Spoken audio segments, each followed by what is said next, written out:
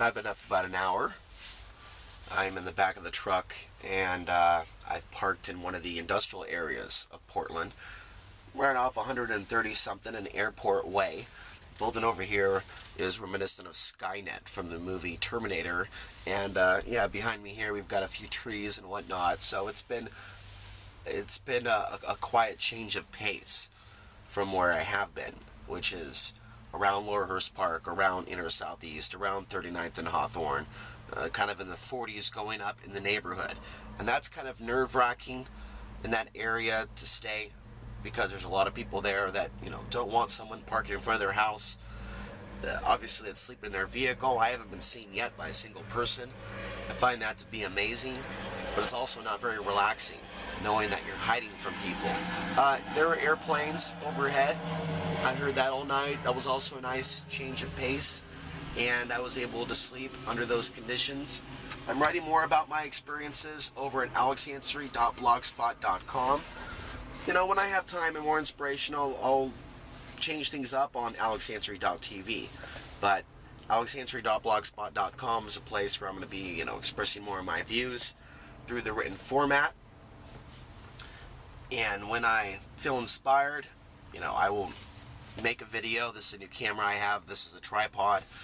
I can find ways to make this an even more interesting experience living in the back of the truck throughout the summer. However, I'm already thinking about the winter, what that's going to be like. The very best thing that I can do is continue to document what I can and travel where I can.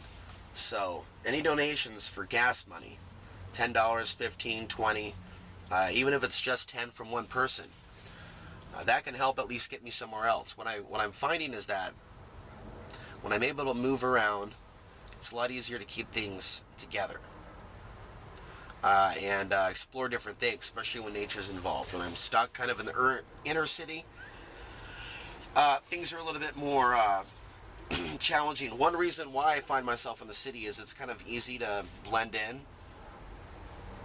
The masses of cars, the masses of things. There aren't enough rural areas that I have discovered that I feel comfortable just going and staying for long periods of time. It's still something that I'm feeling out. I'm thinking about what the next step is today, whether to go further east on Marine Drive or to go back into the city. And I'm thinking that even though I'm low on money and I spent $10 in gas yesterday, or 20 in gas the other day, and I'm already down to E, I'm really thinking of sacrificing an extra 20 to put 20 in the tank so I can get somewhere just a little bit further outside of town. Somewhere where there's some Wi-Fi, somewhere where I can sit in the sun, write a little bit, read out of this fairly large book that I checked out from the library that covers a lot of very important details, subject matters. But when I'm stuck in the city and I'm stuck dealing with people that have been very much affected by Portland's energy, it's a very depressing place. Last night, I was briefly in downtown Vancouver, Washington. The energy there is so different than anywhere in North Portland. It might as well be a whole different, well, it is a whole different state. It's just across the river. But there's something about it being just across the river that gives it that feeling. I was going to say it might as well just be just across the nation or across the nation. The difference in energy between Vancouver, Washington, and Portland was outstanding. It was impressive. And a lot of the street life that I saw in downtown Vancouver, Washington in the late 90s didn't seem to be there. They still had some of their pawn shops. They probably still have, dive bars. But they might be cute dive bars for all I know. I don't have to compare them to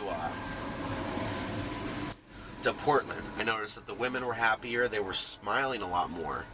And that's not something that you see in the Portland area. I think the land here is cursed, and there's a lot of evil here. And I feel that what I stand for, what I believe, have marked me spiritually. I feel like this place is so wicked because of the good things that I've done. It has put me into a box of extreme isolation because I speak out against the evils of this world. Those currently participating in those evils, in those levels of greed and materialism, they hear the things that I say and they think that I'm a demon.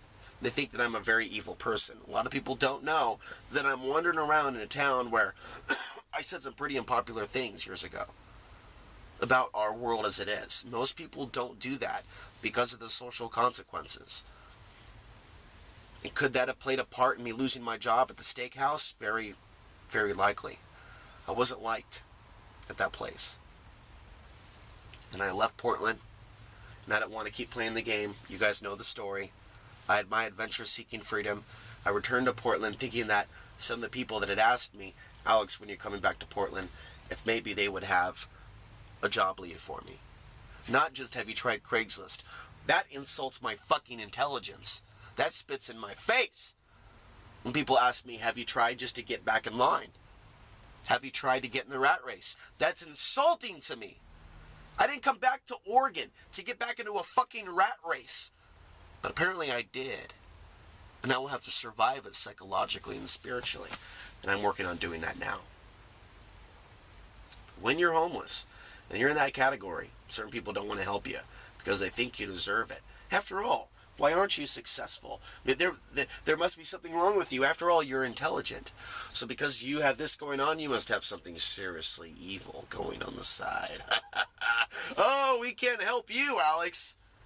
We can't give you a reference. We don't know you. That's what they do. That is exactly what they do.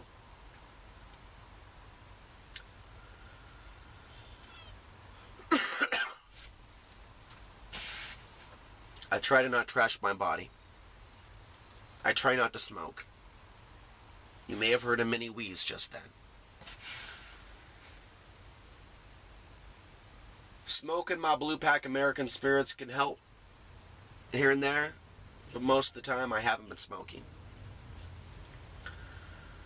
I don't drink alcohol often, aka microbrews. I don't fuck with the other shit. I don't fuck with the scotch. I don't fuck with the whiskey. I don't fuck with the vodka. I don't mess around with that shit. For the most part, I know I'm in this experience. I'm going to have to create my way out of this experience. And I'm going to have to talk about this experience every step of the way and write about it over at alexansary.blogspot.com.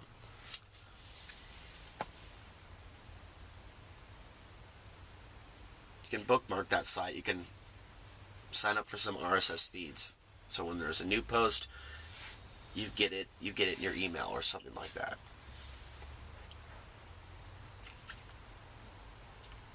Because there are so many people out there that don't have people speaking for them. There are so many people out there that have become homeless and they just stop speaking, period. They stop forgetting that they have value because of what the world's told them. We don't have a place for you. You haven't tried hard enough. You haven't impressed us enough. We're not impressed enough with your past resume. We don't know that we can trust you. We don't know that we see you as an asset. We don't know that you have something that this hot piece of ass over here doesn't have. Because we're in a world where the men are being replaced by hot ass women. And that's all reactionary. We're not supposed to talk about that. Oh, because of the past depression. Was I involved in that? Okay, so you just might want to assume that I was. Okay, all right. As far as I check, technically I was born in 1980. And yeah, there might be something about this in a larger karmic wheel. That is a big part of the video series. That this is a part of a spiritual biological matrix. We're trying to evolve as souls through it. And that's why I think not to get too deep and sidetracked, the goal of all this is not to believe in the archonic influenced mainstream new age information that our space brothers are here to help us ascend, but that we ourselves have to take the right action and to evolve ourselves individually with the powers that were already given to us when we became a soul with capability and jumped into physical human form. We already had all those tools that we needed. We have to use those tools, remember how to use those tools, believe we can use those tools, and make the world a better place and earn our right to a higher realm.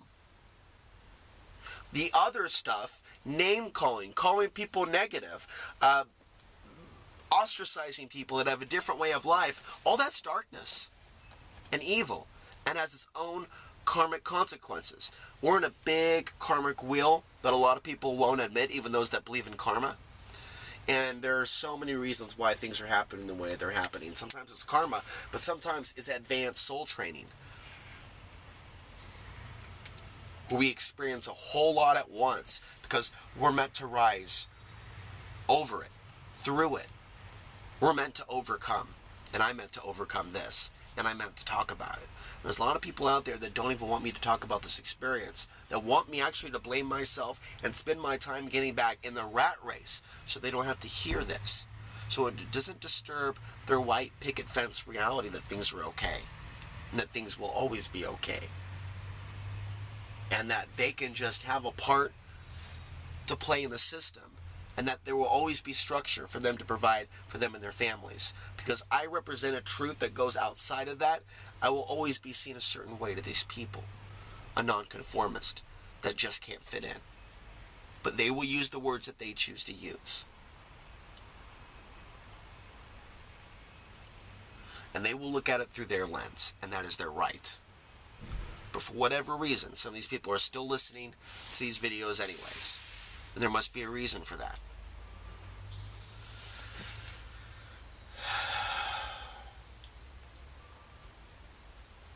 So I really don't know what to do with the rest of the day. But I'm going to have to do something. I may have to sacrifice a little bit of money and go somewhere. And I think I'm going to do that right now. And I'm going to go somewhere and I'm going to upload this video and upload a few other videos. And I'm going to change my environment up some more. And I'm going to continue east on Marine Drive and see where that leads. And I will talk to all of you in the next video. If you want to donate on PayPal, $5, $10, $15, $20, anything works.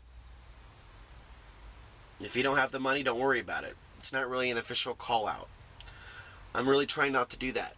But if someone wants to contribute for gas money, great. I haven't showered in 2 or 3 days because I can't afford a gym membership. If somebody wants to contribute $30, $35 for a month or longer, if you care to. I know there's very few people watching these videos, so I really don't want any of you to feel on the spot. Please just don't say a thing. If you don't have it, you can't. It's cool. I'm cool with you. We're cool. Are we cool? We're cool. We're cool. But I could use a shower. I'm getting stinky. I like to be clean. I'd like to keep looking for work, actually. And to do that, I gotta have a clean body. And I really love to go pump iron right now and wash myself, but that's not in the works. But things like that, things like showering, that makes all the difference in the world. So if you can help out with a gym membership somewhere, let me know. If you want to send something by mail, let me know and I'll get you a mailing address. Just put something in the comment section down below. My email is also down below. So thank you for watching, and hopefully I will get somewhere soon where there's internet access, and I will charge up my phone, and I will talk to you next time.